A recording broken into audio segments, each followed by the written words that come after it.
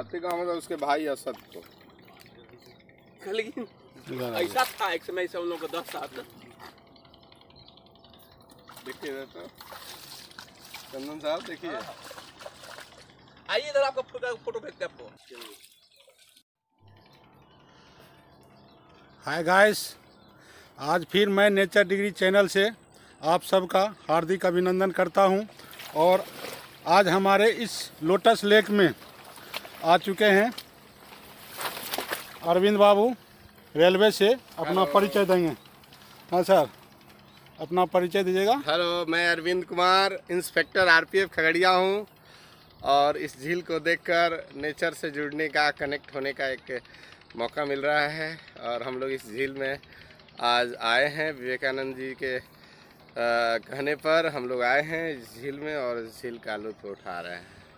Sir, जैसे कि railway से करीब 300 मीटर की दूरी पर है, तो क्या अगर झील का पुनरुद्धार हो, झील को पर्यटन केंद्र बनाया जाए, तो रेलवे के राजस्व में वृद्धि होगी सर? एकदम श्योर। ऐसा अगर होता है तो यहाँ पर खगड़िया का डेवलपमेंट में 4 चांद लग जाएगा। अगर बाहर से टूरिस्ट आते हैं, अगर इस झील का नवीनीकरण होता है, अगर इसको शोर बनाया जाए और एक पर्यटन केंद्र बनाया जाए, तो मुझे लगता है कि यहाँ पर्यटकों की भीड़ बढ़ जाएगी।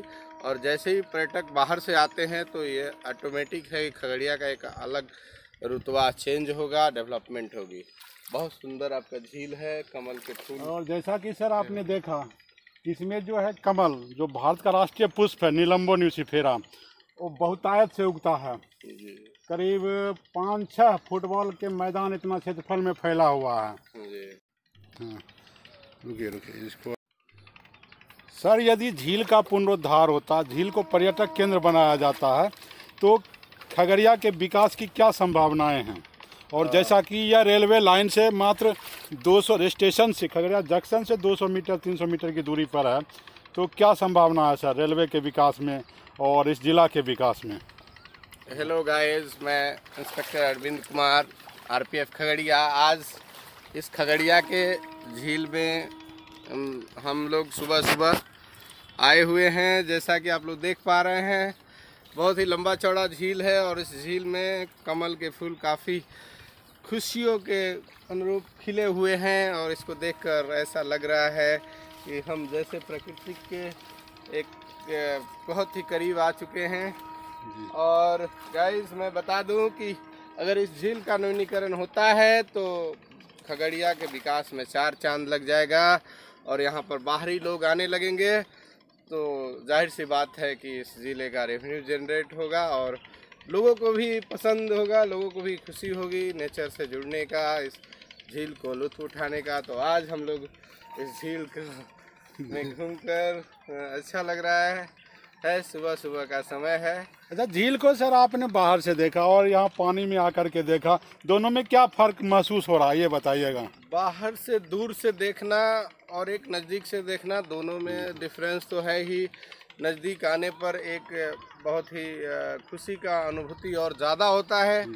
बाहर से तो बस इमेजिन लगता है कि ऐसा होगा क्या, लेकिन जब हम लोग करीब आते हैं तो रियलिटी फील होती है कि यस, हम कमल के फूल को ऐसे टच कर रहे हैं। कमल के फूल, खिलते हुए फूल को टच कर रहे हैं।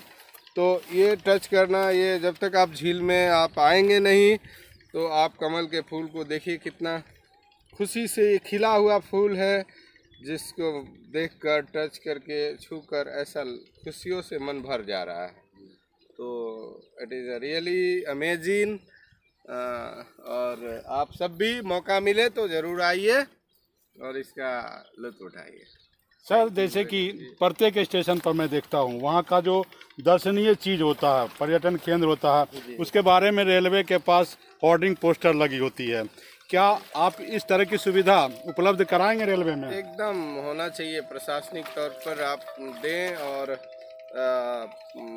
इसका ज़रूर होना चाहिए। प्रशासन के द्वारा जो भी इसका विधि सम्मत प्रक्रिया है उसके तहत आप अप्लाई करें, ज़रूर। मुझे आशा है कि रिकमेंड होगा। जी सर। आप सर तब तक झील का आनंद लीजिए और मैं आपका मुलाकात करा रहा हूँ आज इस झील में आए एक दूसरे मेहमान से, और ये हैं चंदन जी, रेलवे में इंजीनियर हैं, और आइए खुद उनका परिचय कीजिए, उनसे परिचय लेते हैं। हाँ जी, हेलो गाइस, चंदन बाबू जी।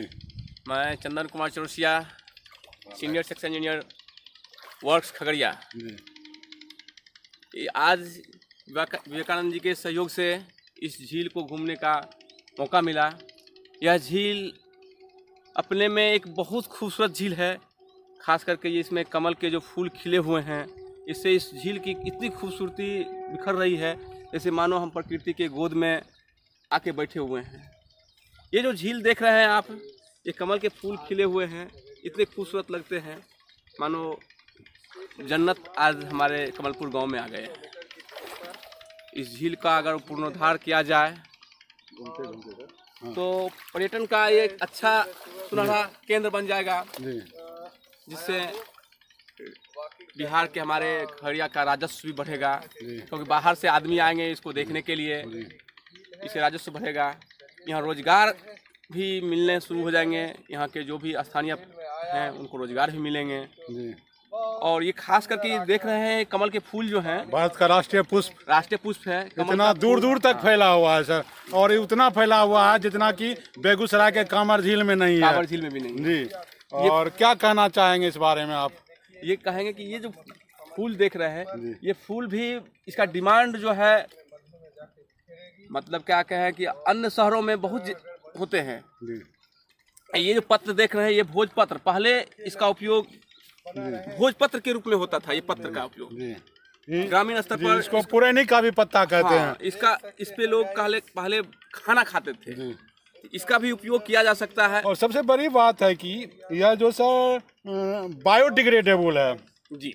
और आजकल जो थर्मोकोल का चला हुआ है पत्तल, वो कभी सड़ता गलता नहीं है, लंबे समय तक हमारे इन्वायरमेंट पर्यावरण में बना रहता है। लेकिन यह कमल का जो पत्ता है, ये सड़ गल जाता है बैक्टीरिया और फंगी के एक्शन से, और पर्यावरण में अधिक समय तक नहीं बना रहता है, और इससे पर्यावरण को लाभ ही लाभ है। जी हाँ, जी हाँ। तो क्या इसका उपयोग करना चाहिए वर्तमान समय में? हम तो चाहते हैं वर्तमान समय में जो भी भोजपत्र थर्मोकोल का उपयोग कर रहे हैं, उसके जगह पर अगर इसका उपयोग करें, इस पत्र का, तो यहाँ के स्थानीय जो मजदूर हैं उसको रोजगार भी मिलेगा, और ये नेचर जो हमारे हैं, प्रकृति को भी थोड़ा बढ़ेंगे सर हम लोग इधर, प्रकृति को भी इससे जो पॉल्यूशन हो रहे हैं, पॉल्यूशन से निजात मिलेगी। और आइए सर, इस कमल को देखिए। जी, कमल तो फूल इतने अच्छे लग रहे हैं मानो आज हम प्रकृति के गोद में आके बैठ गए हैं। बहुत सुंदर लग रहा है। और डीएम साहब आए थे, उनको अपार खुशी हुई थी, और उन्होंने जीर्णोद्धार का वचन दिया था, लेकिन क्या कहें, उनका यहाँ से सब ट्रांसफर हो गया। नहीं, ऐसा नहीं है। इसी तरह प्रकृति को देखने के लिए, प्रकृति के ये अनमोल चीज है, इसको देखने के लिए आते रहेंगे, इससे जुड़ते रहेंगे, और इसका जो प्रचार प्रसार है वो बहुतायत स्तर पर होगा, बृहद स्तर पर होगा। इससे हमारे डीएम महोदय जैसे आए, और भी महोदय हमारे माननीय माननीय पदाधिकारी आएंगे, देखेंगे इसको, तो इसका प्रचार प्रसार होगा, तो किसी न किसी रूप में किसी न किसी जनप्रतिनिधि का ध्यान इस पर आकृष्ट होगा, और इसका पुनरुद्धार होना निश्चित है। आज हो, कुछ समय बाद हो, लेकिन पुनरुद्धार निश्चित है। और यहाँ बहुत सारे प्रवासी पक्षी भी आते हैं माइग्रेशन के लिए, जी। सुदूर साइबेरिया से और अदर कंट्री से, और उनका यहाँ शिकार भी हो जाता है, क्योंकि यहाँ जो है कोई सरकारी नियंत्रण नहीं है। तो क्या कहना चाहेंगे कि झील पर कुछ मतलब सरकारी देखरेख की आवश्यकता है? तो स्थानीय स्तर पर स्थानीय पब्लिक जो भी हैं, जनप्रतिनिधि, जागरूक किया जाए, उनको इसमें सजगता रहनी चाहिए कि पक्षी का शिकार न करें। प्रकृति को मतलब बचाने में पक्षी का भी जैसे हमारा सहयोग है, उसी तरह पक्षी भी प्रकृति को बचाने में, ये पर्यावरण को बचाने में उसका भी उतना ही सहयोग है जितना कि हमारा है। इसलिए किसी पक्षी को हम आम जनता से, आम जो भी पक्षी को मारते हैं, आम पब्लिक, उनसे आग्रह करते हैं कि पक्षी को ना मारें। जैसे प्रकृति को बचाने में एक मनुष्य का जितना योगदान है, उतना ही योगदान पक्षी का भी है। पक्षी हमारे अगर हैं तो आज हम हैं, अगर पक्षी नहीं रहेंगे तो हम आने वाले समय में हम भी धीरे धीरे विलुप्त हो जाएंगे। सर, आप रेलवे में इंजीनियर हैं, बड़ा गौरवान्वित पद पर हैं, और जैसा कि रेलवे से सर 300 मीटर से भी ज़्यादा दूर नहीं है या लोटस लेक खगड़िया का, और यदि इसका विकास होता है तो आपके दृष्टिकोण से कैसा रहेगा, ये कहिएगा। देखिए, अगर इसका विकास होता है तो बाहर से भी आदमी जो भी हैं सैलानी जिसको कहते हैं जी पर्यटक आएंगे, जी इससे रेल का राजस्व भी बढ़ेगा। जी। रेल भी अपने स्तर से इसमें सहयोग करेगी, आने वाले समय में कर सकती है, जी, क्योंकि जी। रेल को अगर राजस्व इससे मिलना शुरू हो जाएगा, उसका पर्यटक आएंगे जी। तो एक पर्यटक केंद्र बनाएंगे भविष्य में, जी। बना सकते हैं, ऐसा नहीं है। अगर इसे पब्लिक लोग जुड़ना चाहे ना, जुड़ना शुरू हो जाएंगे, पर्यटक लोग आना शुरू हो जाएंगे, तो रेल भी इस पे ध्यान दे सकती है, ऐसा कोई दूर की बात नहीं है। जी जी, मतलब रेलवे भी सहयोग कर सकता है हाँ, इस रेलवे पर्यटन अपने- क्षेत्र के रेलवे विकास में। अपने स्तर से अपने रेंज में करेगी, ना अपने कि रेंज में जी, करेगी। जी, मतलब जैसे कि प्रचार प्रसार में करेगी, लोगों को जागरूक बना करेगी। सकती है। जी सर। क्योंकि रेल को इससे अर्निंग मिलना, जी, डायरेक्ट नहीं, इनडायरेक्ट रूप में अर्निंग मिलना शुरू हो जी जाएगा। जी। आइए सर, हम लोग सफ़र करते हैं झील में, और देखिए सर कितना कम पानी है, और पानी तो खैर- झील के इस पार से उस पार चले जाइएगा, बस इतना ही पानी मिलेगा। झील तो बहुत खूबसूरत है। घुटना से नीचे। खगड़िया के धरती पर ऐसा झील अगर और 2-4 हो जाए तो और 4 चांद लग जाएंगे। जी सर, आप लोग यहाँ खड़ा होइए, फोटो लेंगे फूल के पास। वहाँ देखिए सर कितना फूल है।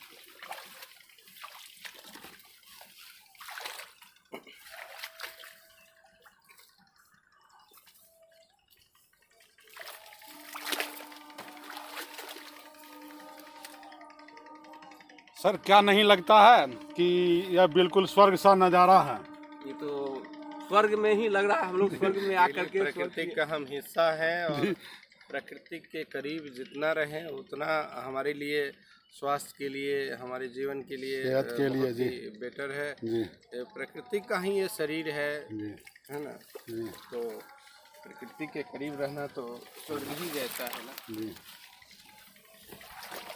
शंकरन जी, इसका जो है इसमें भी कुछ हाँ, ये जो है ना सर, जब फूल का जो पंखुड़ी है झड़ जाएगा तो इसमें बीज आएंगे। जी, इसमें बीज आएगा, और वह बीज जो है खाने के काम में आता है। जी, हम जी इसके बारे में कुछ और- जानना चाहेंगे आपसे। इसके जो बीज होते हैं जी, उसको क्या करते हैं? वो उसका जो है ना भीतरी भाग, छिलका को हटा देते हैं, खाते हैं। वो जो है ना हार्ट के लिए जी। बहुत फायदे कारक होता वो है। डायरेक्ट की या फ्राई करके खाते हैं इसको? डायरेक्ट भी खा सकते हैं, फ्राई भी खा सकते हैं। और मखाना जो है जी। उसी परिवार का पौधा है जिस परिवार का कमल है, और कमल का भी बीज जो होता है देखने में बिल्कुल मखाना के बीज जैसा ही होता है सर। ये दोनों में बहुत ज़्यादा समानता है। और देख रहे हैं कमल का जो पत्ता है अपने डंठल के सहारे पानी की सतह से बहुत ऊपर उठा हुआ है।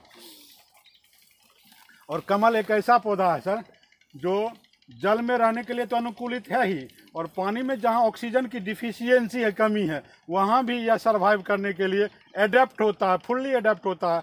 और यह एक एक्वेटिक प्लांट होता है सर, और जो पानी में रहने के लिए पूरी तरह से अनुकूलित होता है।